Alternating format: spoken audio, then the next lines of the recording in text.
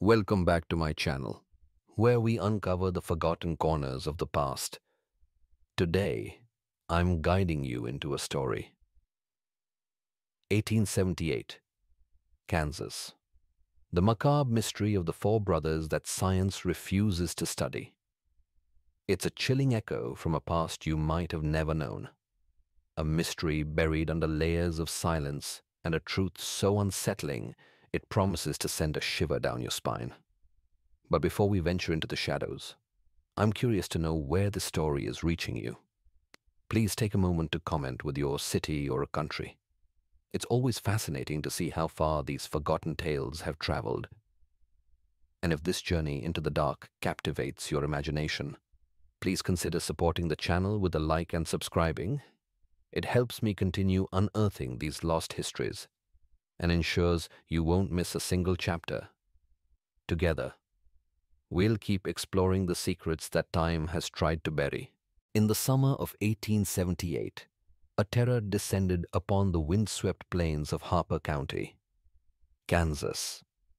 It was not the familiar specter of drought or blizzard, but an invisible enemy that traveled in the water and on the breath of friends, a virulent strain of typhoid fever.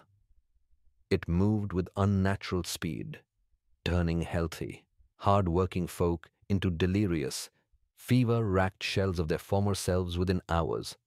47 souls were claimed by this pestilence, leaving behind a community paralyzed by grief and a chilling, inexplicable anomaly that would be deliberately erased from history.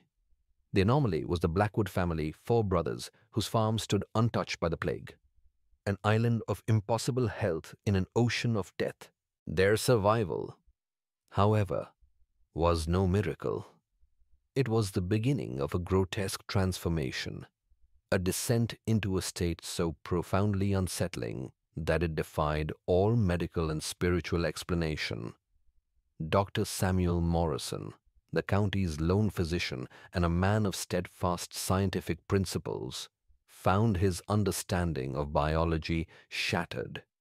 His private journals, a source of information later suppressed, spoke of phenomena that made a mockery of God's design. Two other physicians, summoned from neighboring counties to consult, took one look at the brothers' evolving condition and fled, refusing to so much as write their names on a report. They feared not for their reputations, but for their very sanity. This was not a story of divine protection, but of something far more sinister, something that festered in the space between fervent faith and biological horror. The fear became so potent that the local Methodist church, the very heart of the community, took an action of unimaginable desecration. In an act of historical vandalism, born of pure terror. Reverend Marcus Thorne and his deacons burned every parish record, every baptismal certificate, every mention of the Blackwood name from their archives, as if trying to unwrite their existence from memory itself. What could drive men of God and men of science to such desperate acts of suppression? What unholy truth did they witness on that isolated farm that was more terrifying than disease, more disturbing than death? To begin to unravel this profound mystery, one must travel back in time, not just to an event, but to a place, a landscape that was itself a crucible of faith, hardship, and fear. The small farming community of Cedar Ridge, Xanadu, Kansas, existed in the late 1870s as little more than a dusty crossroads between endless fields of wheat and sprawling cattle ranches. Life for its 300 souls was dictated by the seasons and the sky. It was a place where a man's word was his bond, where neighbors helped raise a barn without question, and where the modest, white-painted Methodist church served as the unwavering anchor of their social and spiritual world. The land itself was a harsh and demanding mentor. Winters brought terrifying blizzards, howling Arctic winds that could bury entire homesteads under a monolithic blanket of white, erasing paths and landmarks in minutes. Scorching summers could parch the earth, cracking it into a mosaic of fissures, and kill a season's worth of crops in a single brutal week of unrelenting sun. This unforgiving environment had forged a population of stoic, resolute, God-fearing people. They viewed hardship not as a random misfortune, but as a divine test of their endurance and faith. Prosperity, in turn, was seen as a direct and tangible heavenly blessing. The landscape seemed to encourage such thinking.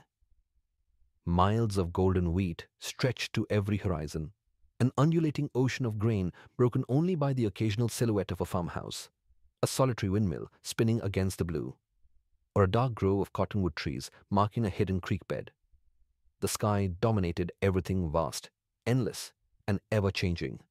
During thunderstorms, lightning would fork and dance across the prairie for hours, illuminating the grasslands in brief. Brilliant flashes that revealed the profound, unnerving isolation of each homestead. In winter, the wind howled across the flatland with a voice that sounded almost human, a mournful cry carrying a cold so lethal it could freeze a man to death in the few desperate yards between his barn and his house. It was a place where the veil between the natural world and the supernatural felt perilously thin, where it was easy to believe that God or something else entirely spoke in the voice of the wind and wrote its intentions in the patterns of the clouds. Into this landscape of stark faith and geographic isolation, the four Blackwood brothers arrived in the spring of 1872. They came not as typical settlers seeking mere fortune, but as men on a mission, following what they articulated as a divine calling. Having sold their prosperous family farm in Clinton County, Ohio, they purchased 640 acres of prime prairie land and began to build their world anew. Ezra Blackwood, the eldest at 36, was their unquestioned patriarch. Tall and broad-shouldered, with hands weathered by a lifetime of labor, he carried himself with a quiet, solemn dignity that commanded respect without ever demanding it. But it was his eyes that truly defined him, a pale, piercing blue, the color of winter ice.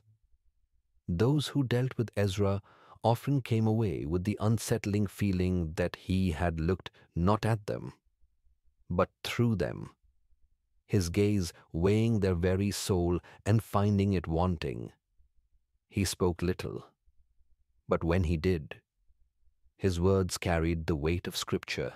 Caleb, 2 years younger, was the family's pragmatic mind and meticulous business manager, where Ezra led through moral authority.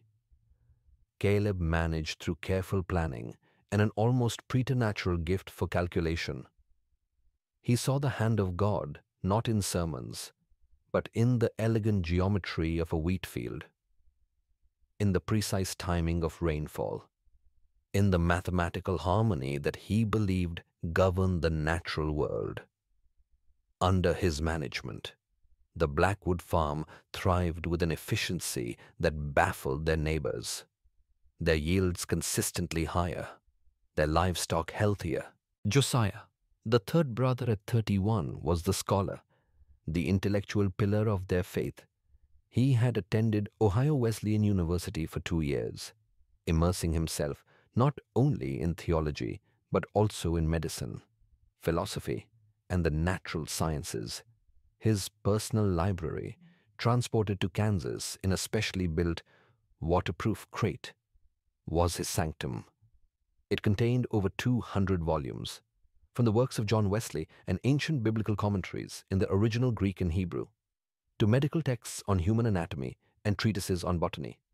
His room in the farmhouse resembled a scholar's cloistered study more than a farmer's quarters, a testament to a mind that wrestled with faith on an intellectual plane, constantly searching for a deeper, more literal meaning in the sacred texts. And then there was Abel, the youngest at 25.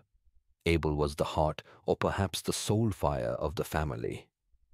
He burned with a religious fervor that sometimes concerned even his intensely faith-driven siblings, where his brother's devotion was tempered with leadership, logic, or scholarship. Abel's was pure, raw, and ecstatic emotion. He fasted regularly, sometimes for days, claiming that prayer and scripture provided all the sustenance his body and soul required. He would spend hours in solitary prayer, and his brothers would often find him weeping with the intensity of his communion with the divine. Back in Ohio, fellow church members had called him touched by the Spirit, but some had whispered that his devotion bordered on a dangerous, self-destructive obsession, a desire to erase the self entirely. The first, most powerful sign of their profound otherness, the true portent of the strangeness to come, was not a supernatural act, but an architectural one. Shunning the community of the Methodist Church in town, the Blackwood brothers constructed their own chapel on a windswept hill overlooking their property. For the better part of their first year in Kansas, they labored. They quarried heavy limestone from a creek bed on their land, felling and curing oak timber from a nearby grove. They crafted every piece of the structure with their own hands, fitting the stones with a precision that spoke of endless patience. The building they raised was austere but imposing, a monument to their severe and deeply personal faith. Inside, they had carved pews from local walnut, and the altar bore inscriptions in Hebrew that Josiah had copied from his biblical texts. Tall, narrow windows on the east and west walls were designed to catch the first light of dawn and the last light of dusk, filling the space with a golden glow during their private prayer sessions.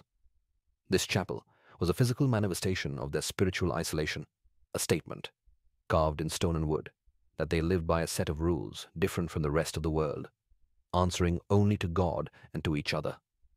It stood there, silhouetted against the vast Kansas sky, a silent watchtower, seemingly waiting for the divine trial that would soon arrive to test the limits of their faith and their flesh.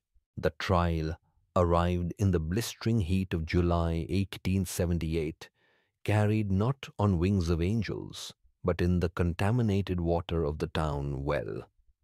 The first case of typhoid fever appeared in Cedar Ridge on July 15th, striking with the sudden, vicious violence that characterized the most virulent strains of the disease. Mrs. Sarah Hartman, who ran the general store with her husband, had seemed perfectly healthy that morning, her cheerful demeanor a small beacon in the dusty town. By afternoon, she was burning with a fever so intense that it barely registered on the clinical thermometer of Dr. Samuel Morrison, the county's only physician. Dr. Morrison had seen typhoid before, during his medical training in Philadelphia, but nothing like this. The disease typically developed over days, even weeks, giving physicians time to attempt treatment and families time to prepare for a likely tragic outcome. But Sarah Hartman's case seemed to have compressed the entire progression of the illness into a single devastating day. Her delirium was complete and violent. The characteristic rose-colored spots of typhoid covered not just her chest, but her entire body in patterns of an almost deliberate, terrifying symmetry. Despite Dr. Morrison's best efforts, Sarah Hartman died just after midnight. Even in death, her case remained deeply troubling. The rigidity of her body set in far too quickly, and her eyes, which Dr. Morrison had closed according to proper procedure, kept opening again, as if refusing to surrender their sight. Within days, the contagion spread with the logic of a wildfire. The victims seemed chosen by a malignant intelligence, their only connection being the town's main well, whose carefully constructed stone lining had somehow been breached by contaminated runoff. The second victim, an old German immigrant named Heinrich Zimmermann, spent his final hours speaking in languages no one in the community recognized, his voice guttural, issuing words that sounded ancient and somehow threatening.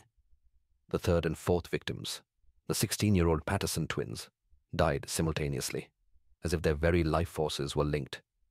Their father later told Dr. Morrison, his voice hollow with grief, that in their final delirium, the twins had spoken in perfect, chilling unison, reciting what sounded like prayers in a language that resembled Latin but contained phonetic sounds that human throats should not have been able to produce. By the 1st of August, 14 people had died, and the fear that gripped Cedar Ridge was unlike anything the community had ever experienced. It was a primal terror, an understanding that the rules of nature had been suspended. Families barricaded themselves in their homes. The Methodist Church stood nearly empty. Against this backdrop of confusion and horror, the Blackwood brothers, who had remained isolated and inexplicably healthy on their farm, made their fateful decision. On the evening of August 10th, as the four brothers gathered for their evening meal, Josiah, his face pale but his eyes burning with conviction, announced that he had received what he believed was a divine revelation. "I have prayed for guidance," Josiah told his brothers, his voice resonating with a scholar's certainty in the lamp-lit room. "And the Lord has shown me that this pestilence is a test. It is a trial, not just of this community's faith, but of our own worthiness to serve as His instruments.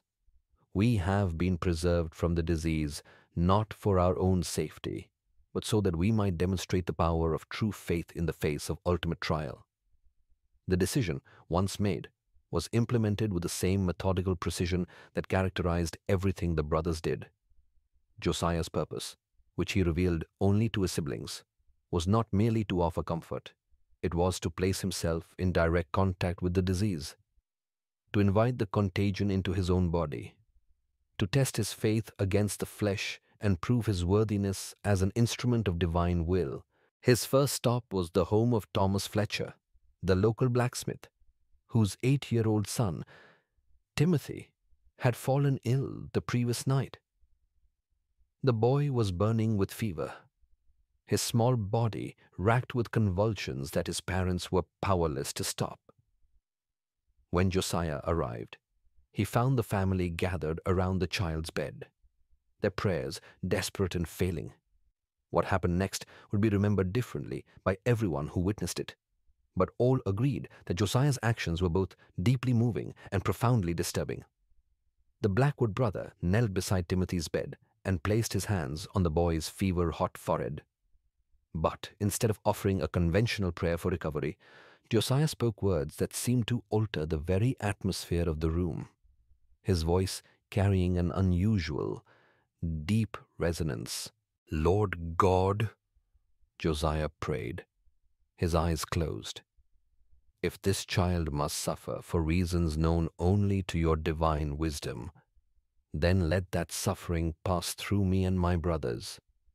Let us bear what he cannot bear, experience what he should not experience, and become whatever we must become to serve your mysterious purposes. Take this innocent life and spare it through our willing sacrifice." As he spoke, a palpable heat seemed to emanate from Josiah's hands. The boy's violent convulsions gradually subsided. The fever that had been consuming the child's small body began to break, the sweat beading on his skin. For the first time in hours, Timothy Fletcher opened his eyes and spoke in his normal voice, asking for a drink of water.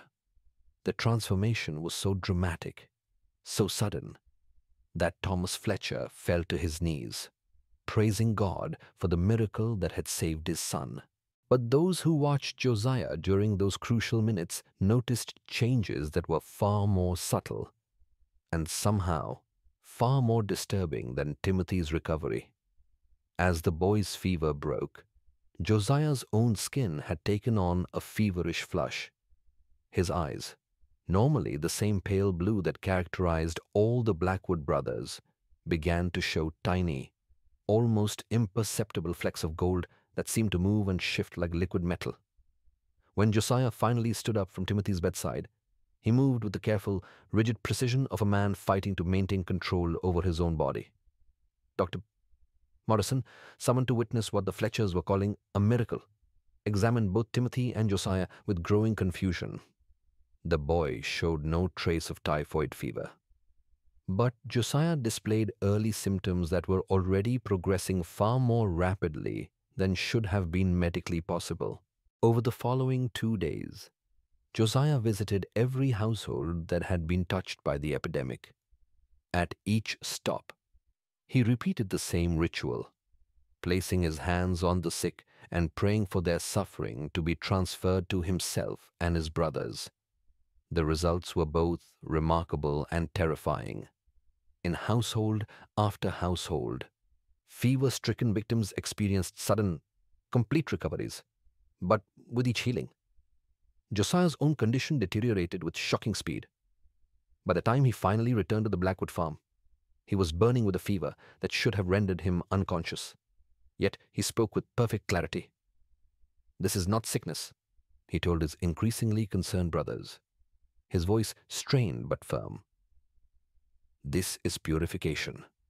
The Lord is burning away everything in me that is merely human, so that what remains will be worthy of the eternal work He has planned for us." His words, spoken with the chilling conviction of a martyr, were a prophecy. Within hours, the purification Josiah spoke of had claimed them all. The same impossible symptoms began to manifest in Ezra, Caleb, and Abel. It was this collective, inexplicable transformation that finally compelled Dr. Morrison to make the journey to the Blackwood farm on August 18th. A journey that would redefine the boundaries of his reality and haunt him for the rest of his life. The August heat was oppressive as Dr. Morrison guided his horse and cart up the winding dirt road. The prairie grass had turned brown from weeks without rain, and the air shimmered with heat waves that made the distant farmhouse seem to float like a mirage. But as he drew closer, Morrison noticed details that were profoundly, unnervingly wrong. The brothers' wheat fields, which should have been suffering from the drought like every other farm in the county, stood tall and vibrantly green, as if they had been receiving regular private rainfall. The cattle in their pastures appeared healthy and robust, despite the scarcity of grazing. When Morrison knocked on the farmhouse door, it was opened by Ezra. But the eldest brother's appearance immediately struck the doctor as a physiological impossibility. Ezra's skin had taken on a waxy, translucent quality, revealing the network of blood vessels beneath. But the blood that flowed through those vessels was not the normal crimson of human circulation. Instead, it possessed a faint, golden luminescence that seemed to pulse with its own internal, rhythmic light. "Dr. Morrison," Ezra said, and while the voice carried the same authority Morrison remembered, it was now amplified, enriched with harmonic overtones that made every word seem to resonate directly in the listener's chest cavity. "We have been expecting you. Our transformation is nearly complete, and we require your witness." Morrison found the four brothers arranged in the main room of the farmhouse, their bodies positioned with a mathematical precision that suggested careful, ritualistic planning. They were alive. Their chests rose and fell. Their eyes tracked his movements, but they had been transfigured in ways that challenged his most fundamental understanding of human biology. "Their vital signs are impossible," Morrison would write in his private journal that night, his handwriting betraying his agitation. Ezra's temperature registered 107 degrees, yet he sits upright and speaks with perfect clarity. Caleb's pulse is so slow I can barely detect it, yet he moves with normal energy. Josiah's breathing has changed. He seems to inhale and exhale only once every few minutes, but shows no signs of oxygen deprivation. And Abel's skin temperature is actually lower than normal, despite his obvious fever. "Caleb," position to Ezra's right, was covered in the rose-colored spots of typhoid, but they had arranged themselves not in a random pattern, but into complex geometric designs that resembled mathematical equations written in flesh and blood. As Morrison watched in horrified fascination, the patterns slowly shifted, as if Caleb's skin had become a living blackboard for some divine calculus. "The calculations are becoming clear," Caleb said, his voice joining Ezra's in perfect, unsettling harmony. "The relationship between matter and spirit, between time and eternity. We are becoming the proof of theorems that human mathematics has only begun to glimpse." Josiah's transformation reflected his scholarly nature. His body remained recognizably human, but his skin had taken on the appearance of ancient parchment, covered with writing in scripts Morrison recognized as Latin, Greek, and Hebrew, along with other, more alien symbols that seemed to shift and rewrite themselves even as he watched. When Josiah spoke, the sound seemed to originate from multiple points around the room simultaneously. "Doctor," the choral voice said, making Morrison's head spin with vertigo, "we have discovered truth that your medical science cannot accommodate.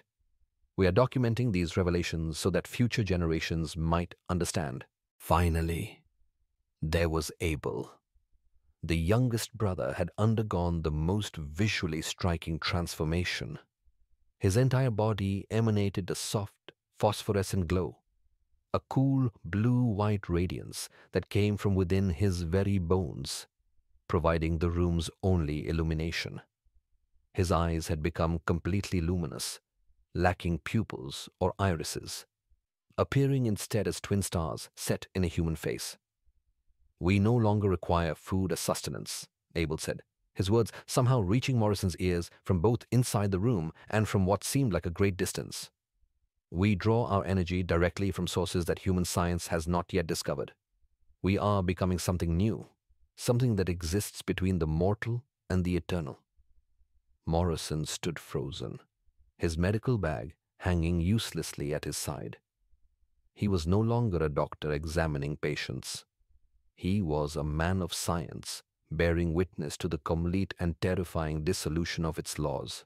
A lesser man, a man not bound by the sacred tenets of the Hippocratic Oath and a ferocious scientific curiosity, would have fled Cedar Ridge that day and never looked back. But Dr. Samuel Morrison was not a lesser man.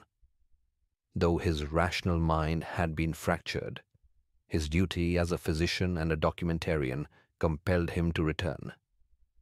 He went back to the Blackwood farm week after week throughout the waning summer of 1878, his medical journal transforming from a log of symptoms into a chronicle of cosmic horror.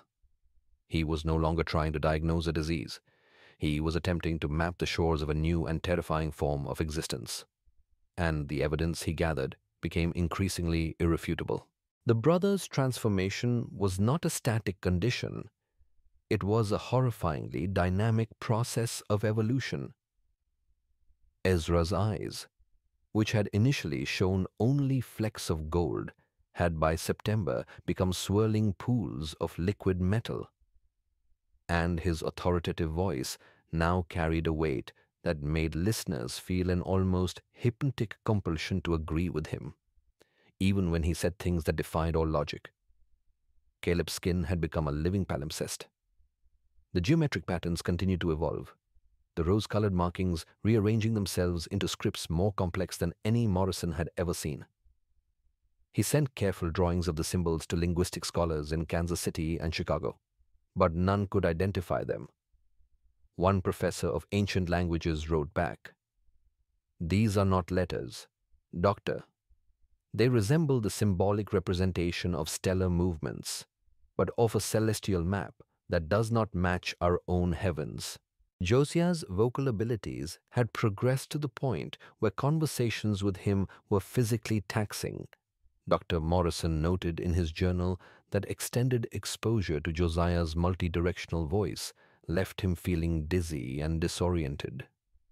His thoughts clouded, as if the very vibrations were subtly altering his brain chemistry.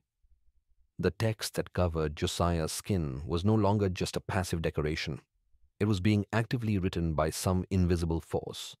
As Morrison watched in stunned silence, new words would appear along Josiah's arms and chest, forming sentences and paragraphs in real time, often providing a running, terrifyingly accurate commentary on Morrison's own thoughts and reactions. But it was Abel, the youngest, whose expanded senses provided the most unsettling proof of their transcendence. He could predict weather changes days in advance with perfect accuracy. He could locate lost objects on the farm without searching. And he seemed to know when visitors were approaching long before they became visible on the horizon. During one examination, in a test of Morrison's dwindling skepticism, Abel calmly identified the entire contents of Morrison's sealed medical bag, described in detail the condition of horses stabled half a mile away, and even commented on conversation taking place at that very moment in the town of Cedar Ridge, 3 miles distant. "Our senses have been opened, Doctor," Abel explained, his luminous eyes somehow managing to convey warmth despite their otherworldly appearance. "We perceive realities that normal humans cannot detect. We see across distances that should be impossible and hear sounds that carry on frequencies beyond the scope of normal hearing." The community's reaction to the brothers' condition had curdled from a mixture of awe and unease into outright fear. The changes in their chapel services became particularly unsettling. The brothers had always conducted their worship privately, but now their voices could be heard carrying across the prairie during their evening prayers. The sound was hauntingly beautiful, yet profoundly, structurally wrong. It was 4 voices, harmonizing in chords and progressions that human vocal cords should not have been able to produce. Mrs. Eleanor Patterson, who lived on the neighboring farm and had lost her twin daughters to the epidemic, later told Dr. Morrison that she had approached the chapel one evening, drawn by the strange music. "I got within 50 yards of that building," she said, her voice trembling, "and I swear on my mother's grave, I could feel something pushing me back. Not a hand, you understand, but something inside my head, a pressure telling me to turn around and leave. Those boys are changed, Doctor, changed in ways that ain't natural." The physical transformations, as terrifying as they were merely the surface. The true horror lay in the philosophy that underpinned them, a truth Morrison finally coaxed from them during a charged encounter in late September. As the prairie air began to carry the first chill of autumn, he confronted them, his scientific composure abandoned, his voice cracking with desperation. "What is this, an unknown toxin? A contagion, you must tell me." It was Josiah, the scholar, who answered, his choral voice filling the room. "You seek a diagnosis, Doctor, when you should be seeking a revelation. What you call a contagion, we call a communion." In a calm, rational, and utterly chilling confession, the brothers unveiled the full scope of their intent. This was no accident. Josiah explained that his studies of ancient theological texts had uncovered references to a process of divine transformation, a theosis that required the complete and willing surrender of the human flesh to achieve a literal, physical union with the eternal. His prayer over Timothy Fletcher had not been an act of spontaneous faith, but a calculated ritual, the first step in a process they had prepared for since leaving Ohio. "We are not dying, Doctor," Caleb stated, the geometric patterns on his skin pulsing faintly. "We are becoming. This flesh is merely a cocoon, and we are emerging as something far greater." They spoke of contact with others like themselves, throughout history individuals who had undergone similar transformations, whom they called a network of purified vessels, all working to prepare humanity for a great impending change in the nature of consciousness itself. It was then that Dr. Morrison realized the most profound and terrifying truth: he was not dealing with madmen.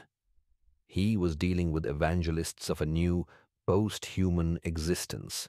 The final, irrefutable piece of evidence came not from their words, but from their bodies. During one visit, under the pretense of a routine check, Morrison managed to take a blood sample from Caleb's arm. The substance that flowed from the small puncture wound was thicker than blood, golden in color, and seemed to move with a deliberate, viscous purpose. Later that night, under the lens of his own microscope, Morrison's last vestiges of scientific denial were annihilated.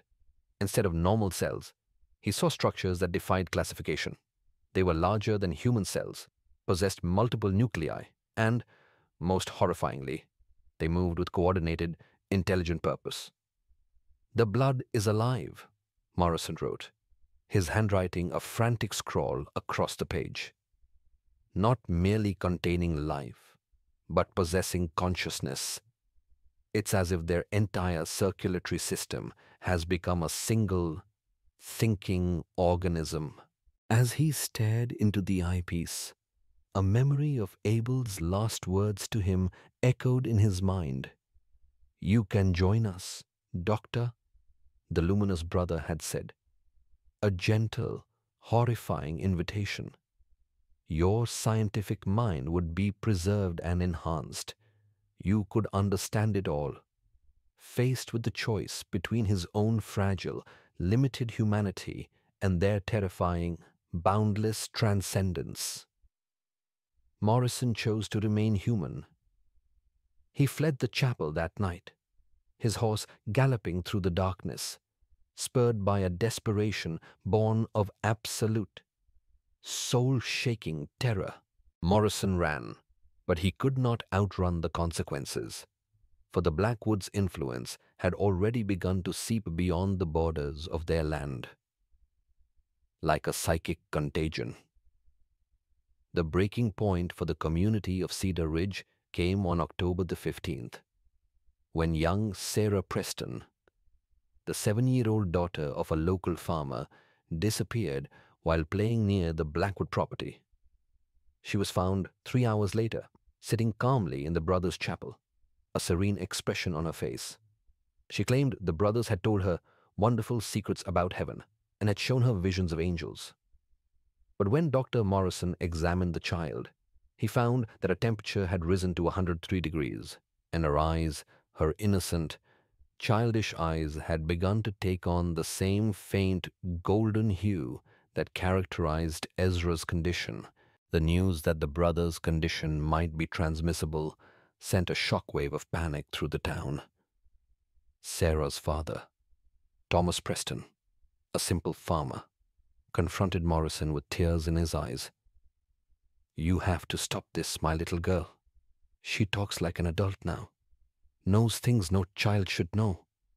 They're spreading their curse." The community, once divided, was now united in terror.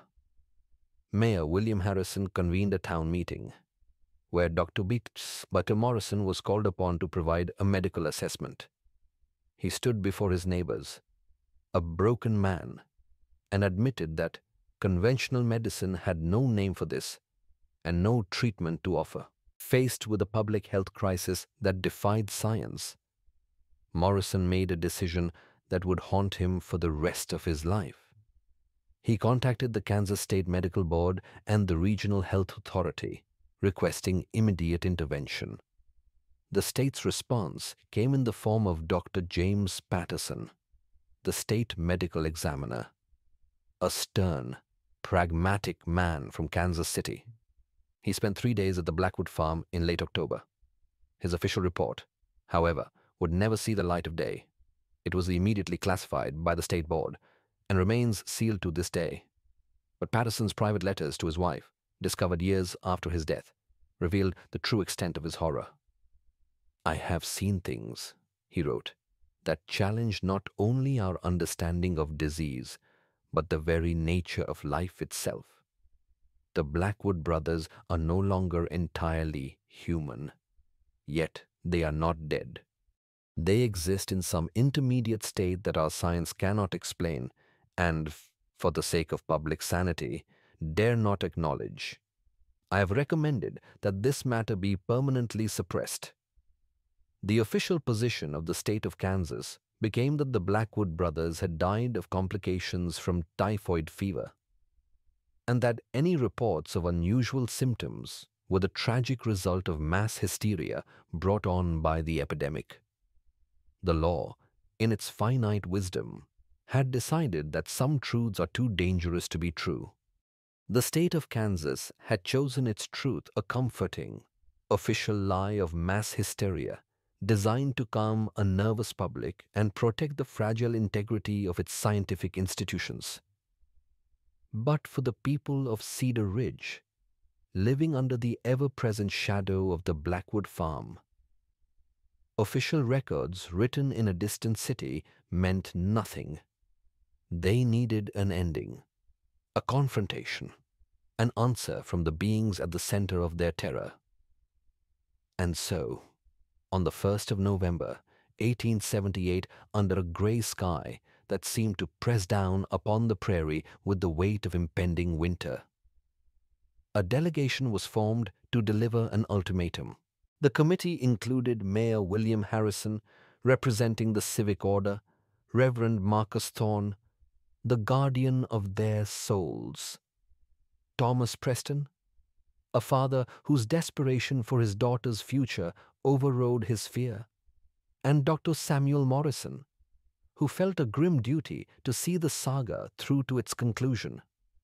As they approached the property, they saw that the Blackwood farm had become an alien landscape. The wheat fields, which should have been harvested weeks earlier, stood impossibly tall and golden. The cattle in the pastures moved with an unnatural coordination, grazing in precise geometric patterns, and the limestone chapel on the hill seemed to pulse with a faint, internal luminescence, visible even in the gray daylight. The farmhouse door was opened not by one of the brothers, but by 7-year-old Sarah Preston. She appeared healthy and happy, but the golden flecks in her eyes had grown more pronounced, and her skin had the same translucent quality as the brothers. "Hello, Papa," Sarah said, her voice carrying the nascent harmonic undertones that had become the signature of the transformation. "The brothers have been expecting you. They're waiting in the chapel." The journey to that chapel was a walk through a world unraveling. The very air shimmered with patterns of light that felt cool to the touch, and the ground beneath their feet seemed to vibrate with a subtle, resonant energy. When they entered the chapel, they found the 4 brothers arranged in a perfect square around the altar. Their transformation had reached a stage that made their previous condition seem almost normal by comparison. Their skin was now almost completely transparent, revealing internal structures that bore no resemblance to human anatomy, pulsating nodes of light, interwoven with conduits of the glowing, golden fluid Morrison had seen. Their eyes were deep pools of liquid gold that seemed to contain the vastness of interstellar space. "Welcome," said a voice that came not from one brother, but from all 4 simultaneously. A perfectly blended chorus that was both beautiful and monstrous. "We understand the concerns that have brought you here, Mayor Harrison." His voice trembling slightly. "Delivered the town's ultimatum, return to your normal human condition, or leave Cedar Ridge permanently." The community could no longer tolerate the fear their presence had created. Caleb's consciousness, speaking through the collective voice, responded, "Mr. Mayor, we understand your position, but what you ask is impossible. The transformation we have undergone cannot be reversed any more than a butterfly can return to being a caterpillar. We have moved beyond the boundaries of human existence. Reverend Thorne, clutching his Bible, argued that their transformation was a departure from God's intended design. But Josiah's intellect answered, his words accompanied by patterns of light that danced across the chapel walls. Reverend, you speak of God's design as if it were static. But the scriptures themselves promise that human beings are destined for transformation. We have simply discovered the path. It was Thomas Preston's raw, paternal grief that finally broke through the philosophical abstractions. "I don't care about your theology," he cried, his voice cracking with emotion. "I care about my little girl. I want her back the way she was." Ezra's presence seemed to focus, the collective voice softening with an infinite, heartbreaking gentleness. "Thomas, your daughter is not lost. She is becoming something greater. The love you feel for her will continue to bind you together, even as she evolves beyond normal human classification." But it was Sarah herself who provided the resolution none of the adults could achieve. She stepped forward, her small form radiating a profound calm. "You're asking the wrong questions," she said, her young voice carrying the weight of ancient truth. "You want to know if what's happening is good or bad, safe or dangerous, but those categories don't apply anymore. We are not better or worse. We are different." Then, the brothers offered to demonstrate their capabilities, to prove their transformation was an expansion, not a loss, driven by a final, desperate need to understand. Dr. Morrison agreed. The brothers arranged themselves around the delegation and began what they called a consciousness bridge. For several minutes, that seemed to stretch into an eternity. Morrison experienced reality from their perspective. He could perceive the thoughts and emotions of every person in Cedar Ridge, witness with perfect clarity events occurring hundreds of miles away, and understand the intricate, unseen connections between all phenomena, the dance of atoms, the flow of time, the unity of all existence. The experience was simultaneously the most exhilarating and the most terrifying moment of his life. A deluge of knowledge that the human mind was never designed to contain. When the demonstration ended, the men from Cedar Ridge stumbled out of the chapel, not as a delegation, but as four shattered individuals. They had been shown a truth too vast for their minds to process safely. The confrontation was over. Dr. Morrison, his scientific worldview now a pile of smoldering ash, fled Cedar Ridge that week. In a final act of self-preservation, he burned all his research, his frantic journals, and his detailed drawings. He settled in Oregon under a new name, never speaking of the Blackwood case again, forever haunted by the glimpse of infinity he had been granted. The brothers themselves seemed to understand that their presence had become incompatible with the human world. In the weeks following Morrison's departure, they withdrew completely. The strange, harmonious music that had echoed from their chapel fell silent. The luminous glow from the hilltop went dark. Then, on December 15th, 1878, Thomas Preston, drawn by a father's intuition, found the first body. Ezra lay in the chapel, his transformed flesh already beginning to decompose in ways that followed no known biological process. His golden eyes having cooled into dull, opaque glass, there was no obvious cause of death. He had simply ceased.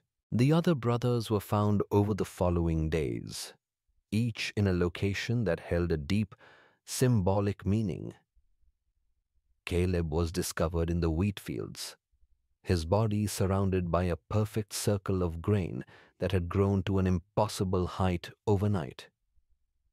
Josiah was found in the farmhouse library, seated at his desk with a pen in his hand and a blank page before him, as if he had been about to write the final answer. Abel, the luminous one, was discovered in the darkness of the barn, his phosphorescent skin still emitting a faint, fading glow. The Methodist Church, eager to finalize the erasure of this inconvenient chapter, arranged for the brothers to be buried quickly and quietly in the chapel's small cemetery. No official autopsy was performed, no cause of death was ever recorded, and the graves were marked with simple, rough-hewn stones bearing only their names and dates. But the mystery did not end with their deaths. In the years that followed, the farm was abandoned and the chapel fell into ruin. Yet, travelers passing through the area on still nights reported seeing strange, cold lights emanating from the hilltop, and some swore they could hear the faint, otherworldly sound of 4 voices harmonizing on the wind. The legacy of the brothers became a permanent, chilling feature of the local geography. In 1923, an investment company purchased the land with plans to build a new town, but the project was swiftly abandoned. According to official records, it was due to unforeseen financial difficulties. But local stories tell a different tale. Construction workers refused to work near the chapel ruins, reporting feelings of overwhelming dread, disorienting visions, and hearing whispers in a language they did not understand. The land was eventually donated to the state as a wildlife preserve, a preserve that remains, to this day, closed to the public. And so, the Blackwood farm was left to the prairie wind, its story devolving into a ghost story told in whispers. But the questions raised by their transformation did not die with them. They linger still, challenging the very foundations of our understanding. Was their transformation a holy ascension, a fulfillment of humanity's spiritual potential, or was it a monstrous surrender?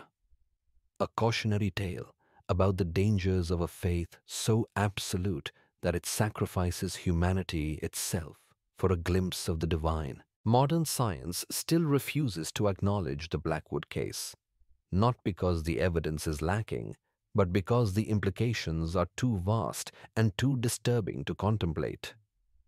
If what happened to the brothers was real, if they truly transcended human biological classification, then our most fundamental assumptions about biology, consciousness, and the nature of existence itself must be reconsidered.